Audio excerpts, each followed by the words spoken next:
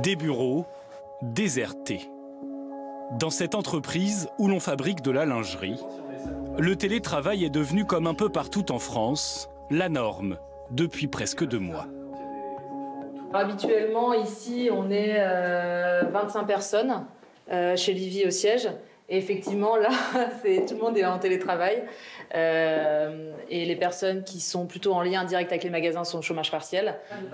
Aujourd'hui, seules 4 personnes sont présentes dans l'entreprise. Alors, comme chaque jour, les réunions de travail se déroulent par visioconférence. Coucou Julia. Du coup, je voulais juste te montrer quand même quelques produits qu'on a reçus. Et on a commencé à bosser un peu les créas et tout derrière.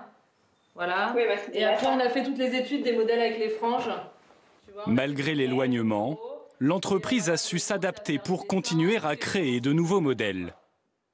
Ça a été un challenge au début de mettre en place le télétravail, parce que c'est vrai qu'on n'a pas un travail à proprement parler où on est habitué à travailler à distance, notamment du fait qu'on travaille sur des produits qui sont physiques, quoi. On a besoin de toucher, de manipuler, d'essayer. C'est pas pareil d'être en face de son équipe, d'avoir des échanges où on se voit, on se parle toute la journée, que d'être derrière un écran. Ok, super. À plus, bye. Pauline, elle, est la directrice financière de l'entreprise. En 2 mois, c'est seulement la 3e fois qu'elle revient au bureau.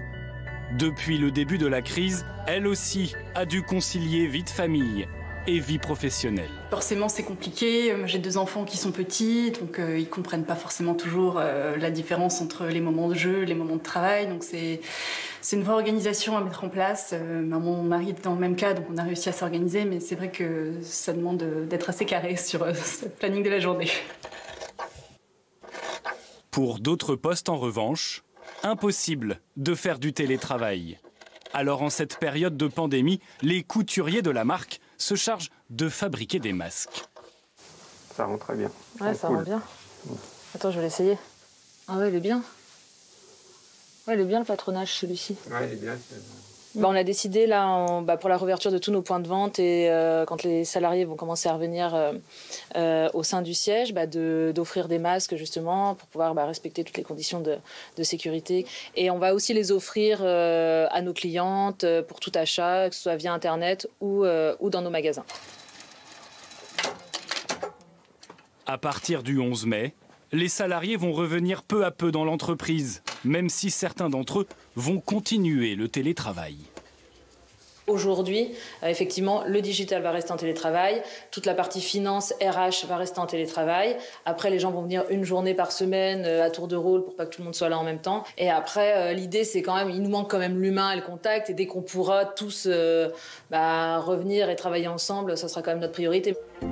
Comme les employés de cette société, en France aujourd'hui, 40% des salariés ont dû s'adapter pour exercer leur activité en télétravail.